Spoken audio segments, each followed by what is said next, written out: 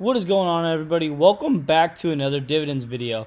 In today's video, we're really going to go over, is QYLD going to do well in a down market? So with this being said, let's go ahead and jump right into this video and let's go into the scenarios.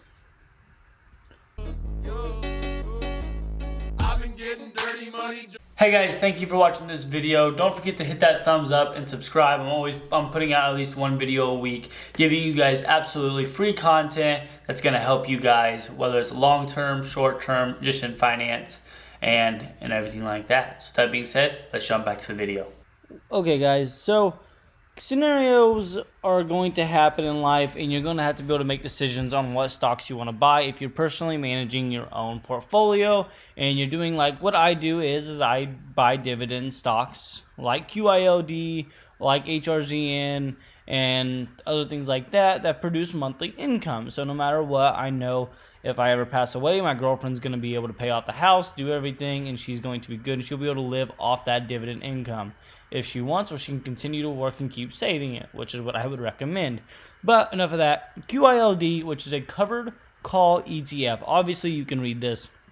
Focuses on stock in the NASDAQ, where it actually owns some of the stocks, and then it runs, obviously, covered calls on them. If you don't know what a covered call is, basically if you own 100 shares of the covered call, you can sell one option on it, covering it, and you collect the premium off of that option rather than buying one and paying for it, and then if it goes up or down or whatever you need, you make money off of it. Instead, you're selling it and you're collecting the premium of if somebody buys it.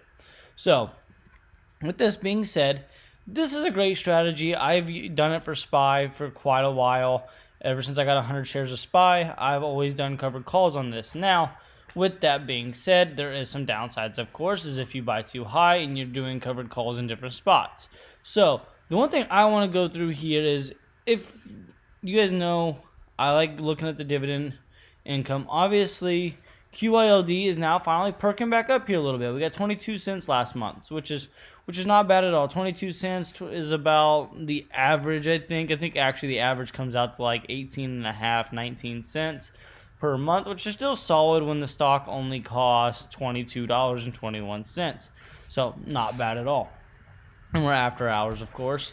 But one thing I like to make sure everybody is using is the portfolio backset. And why we use this, and I'm going to explain all this and why we would ever use this, is because you can figure out exactly what you want, how much you want to put into it every single month. Of course, I just started in 1985. It's not really going to start that because QYLD did not IPO or did not start on the market during those time frames.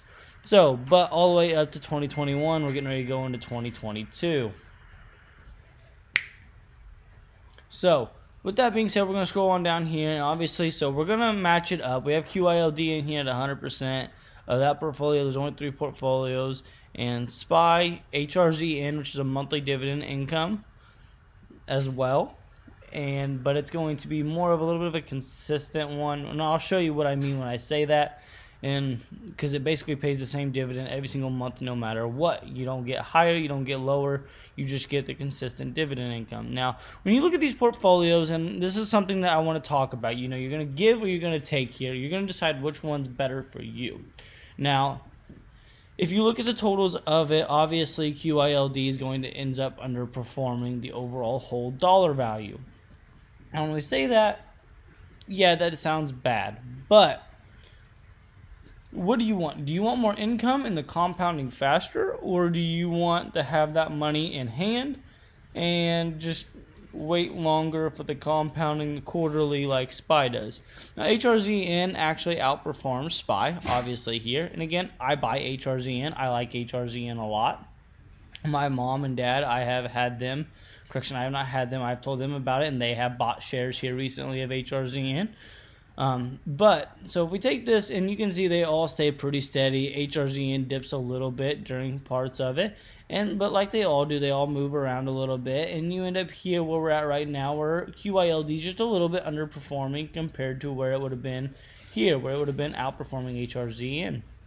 But here's where we come to it, and these look lopsided. You guys gotta remember, you can make a chart look however you want. It's all based on the numbers. But when you're looking at numbers, this is what I like to look at, because again, I'm investing for income, not for the overall total value of my portfolio. I want the income. I want to make sure, because I got bills to pay every month just like everybody else. Doesn't matter how much money you ever make, you always have bills. And no matter how frugal you live, you're always going to have to pay taxes. So at the end of the year, you're going to have a tax bill on your property if you've ever owned or anything like that. Or if you're just renting forever, you got to pay your rent bill or your mortgage or whatever the case may be. Anyways, what I like to go in here, and you're going to see, because again, QYLD, like we looked at here, sometimes is 22 cents. Sometimes it's 19, almost 20 cents. Sometimes it's 18, almost 19 cents here on the dividend. But so that's where we come back into here, and we're going to look at this very closely here. So obviously the first year, you're not going to have dramatic differences. HRZN is $1 more than QYLD. Not a huge deal, but you still made $389, which is, more than what you had the year before. So then again, we get a little bit more. HRZN's outperforming it still on this. And then this is really where you get that exponential growth, of course, here in your portfolio. But HRZN definitely is more consistent compared to QYLD here, which is lower by almost like $400, almost $500 actually, I believe. So then you just look at it, and all of a sudden QYLD, obviously in 2018 was a very, very good year, and so was 2019. We did not have a really bad year till 2020. But the dividend obviously was going up, and obviously probably was the stock portfolio as well for the NASDAQ, which helps QYLD faster than HRZN. But as you can see, HRZN is just being very, very steady. QYLD this year obviously is outperforming HRZN, but the year's not over. But there's a lot of income here that needs to continue to grow.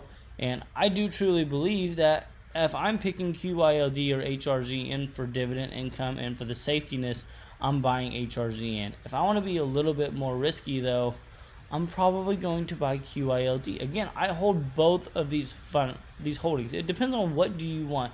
Do you want the safer route, the more steady route like I do, just because that's what I prefer? If HRZN takes a little bit of a dip, I'm okay with it. I'm still buying in that dip unless there's dramatic news like there was on PTY before, where all of a sudden they're cutting their dividend. Cutting the dividend is never a good sign for a public company, or no matter what they do, whether they're like these management companies where they give you a monthly dividend. Always be sure you know what you're doing here. That is the most important thing to me, to be 100% honest with you. Know what your risk tolerance is. Know what you're investing into. Like HRZN does a lot of financials. They invest into a lot of basically B Corps, and they do a lot of different stuff. I have a whole video on that, but I like HRZN quite a bit. But QYLD during a down market has not done awful. They haven't done great. You guys got to remember that. They have not done great. This year, I mean, you guys can look at these numbers. Best year, obviously, for QYLD was only 22%. Now, the one thing you like about QYLD quite a bit is your worst year was only 3%. Which this is actually a pretty good number considering SPY was almost, it was 4.5%, and then you got HRZN, which was actually down 6.3, almost 6.5, but we'll say 6.3 since it's 6.31. You're down that. But again, which one is best for you? That is always the question. Which one are you willing to do? Do you want a little bit more risk to try to make a little bit more while you're younger, or do you want to put more money into something? Like me, I like HRZN. I have more money in HRZN than I do QYLD, just because I like the safe bet. That being said, guys, thank you guys all for watching this video. I hope so it helps somebody out, and I will see you guys in the next one.